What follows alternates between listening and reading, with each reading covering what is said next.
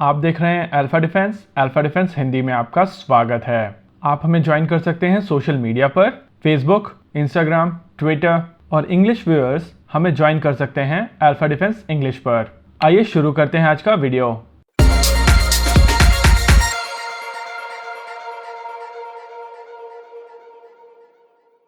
आज के इस वीडियो में हम लोग बात करेंगे तेजस मार्क 1A की डील को लेकर, लेकिन इसके बारे में बात करने से पहले आइए बात कर लेते हैं पिछले वीडियो के बारे में। पिछले वीडियो में हम लोगों ने LCA तेजस के प्रोडक्शन को लेकर बात की थी, जिसके बाद कमेंट सेक्शन में कई लोगों ने कहा था कि आप HAL को डिफेंड कर रहे हैं और HAL एक बहुत ज़्यादा इनएफिशिएंट ऑर्गेनाइजेशन है, वो लोग समय से कोई चीज़ डिलीवर नहीं कर पाते हैं। वैसे आर्ग्यूमेंट के लिए मैं HTT40, LCH या LUH का एग्जाम्पल ले सकता हूँ, लेकिन यहाँ पर आर्ग्यूमेंट मेरे एजेंडा में है ही नहीं। हम लोगों के वीडियो का सीधा साधा पॉइंट था कि जिस तरीके की सिचुएशन इंडिया में थी लॉकडाउन के बाद में, बावजूद उसके HAL 8 यूनिट जो प्रॉमिस की गई थी वो शायद ना डिलीवर कर सके, लेकिन जो 1 यूनिट डिलीवर की गई है उसके बाद 5 और यूनिट ऑलमोस्ट रेडी सिचुएशन में है और उसके बाद 10 यूनिट्स ऑलरेडी जिग्स पर जा चुकी हैं, यानी कि उनका कंस्ट्रक्शन शुरू हो चुका है।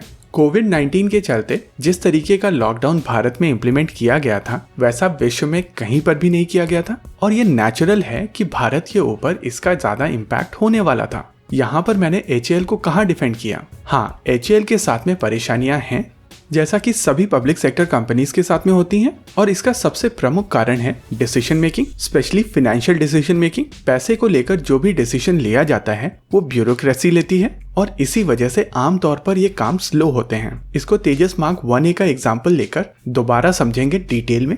अब बात करते हैं तेजस मार्क 1A के ऑर्डर को लेकर। जैसा हम लोगों ने एंटिसिपेट किया था कि दिसंबर 2020 में ये डील साइन कर ली जाएगी, लेकिन ऐसा हुआ नहीं।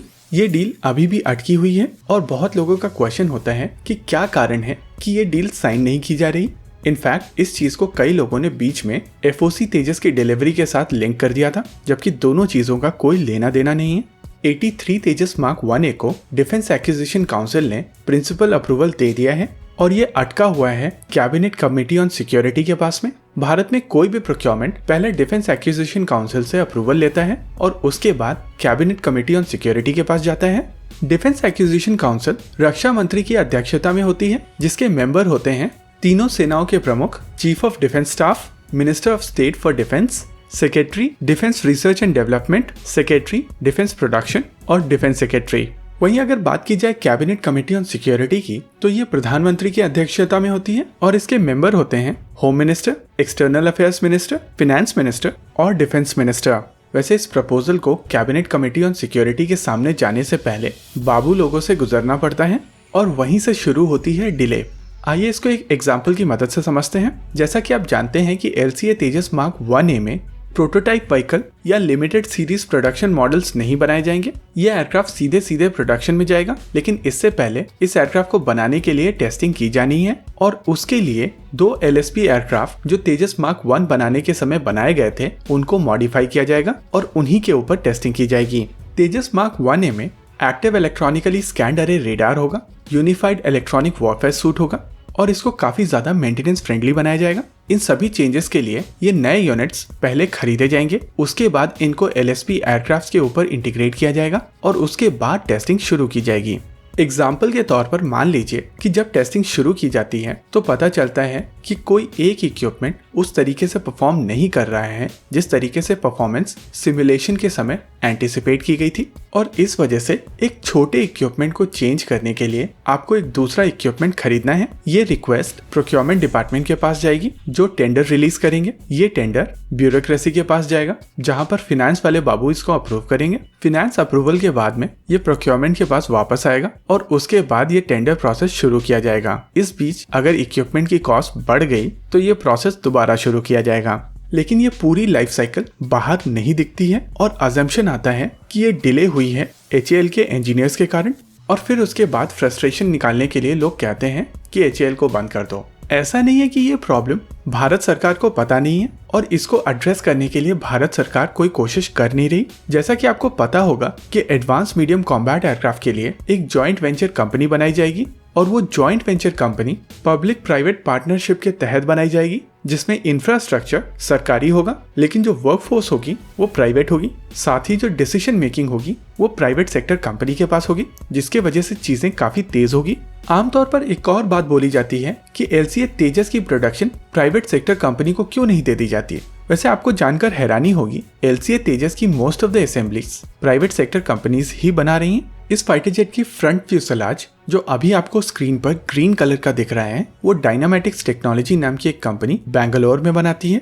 सेंटर फ्यूसलाज जो अभी आपको स्क्रीन पर पिंक कलर का दिख रहा है वो वेम टेक्नोलॉजीज बनाती है हैदराबाद में। इसका जो रियर फ्यूसलाज है वो अल्फा टुकॉल बनाती है बेंगलुरु में। इसकी विंग्स को L&T बनाती है कोयम्बतूर में। इसकी टेल को NAL के साथ में मिलकर टाटा एडवांस मटेरियल्स लिमिटेड बनाता है और फाइनल इंटीग्रेशन होता है HAL बैंगलोर द्वारा।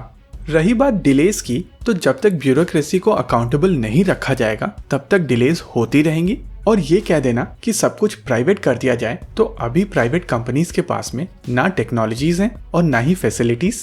आपने कुछ ही समय पहले प्राइवेट सेक्टर कंपनीज को डिफेंस में अलाउ किया है और ये इंफ्रास्ट्रक्चर और इकोसिस्टम बनने में थोड़ा समय लगेगा।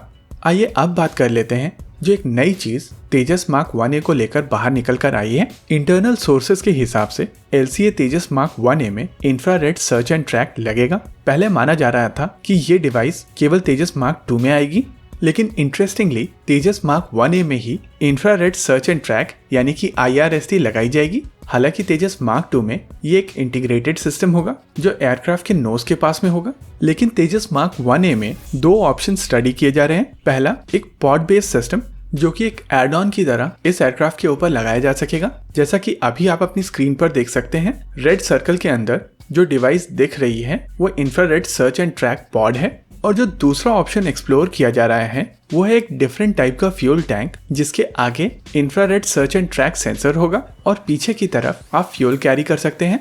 ये दोनों ऑप्शंस अभी एक्सप्लोर किए जा रहे हैं, लेकिन दोनों ही केस में LCA तेजस मार्क 1A में इंफ्रारेड सर्च एंड ट्रैक होगा जो इस एयरक्राफ्ट को पैसिव सेंसिंग की कैपेबिलिटी प्रदान करेगा। और पैसिव सेंसिंग पाने के बाद में ये एयरक्राफ्ट बहुत ज़्यादा केपेबल हो जाएगा। वैसे अगर आपको पैसिव सेंसिंग के बारे में डिटेल में समझना है तो इसको हम लोगों ने अपने रफाल वाले वीडियो में बहुत ज़्यादा डिटेल में एक्सप्लेन किया था, उसका लिंक आपको आई बटन में मिल जाएगा। आज के इस वीडियो में रखते हैं केवल इतना ही। आपको क्या लगता है बताइए हमें कमेंट सेक्शन में। आगे आप कौन सा वीडियो देखना चाहते हैं बताइए हमें कमेंट सेक्शन में। वीडियो को अंत तक देखने के लिए धन्यवाद। अगर आपको वीडियो पसंद आया हो तो आप इसे अपने दोस्तों के साथ जरूर शेयर करें, और अगर नहीं पसंद आया तो बताइए हमें कमेंट सेक्शन में आखिर क्यों। देखते रहिए अल्फा डिफेंस। धन्यवाद। जय हिंद।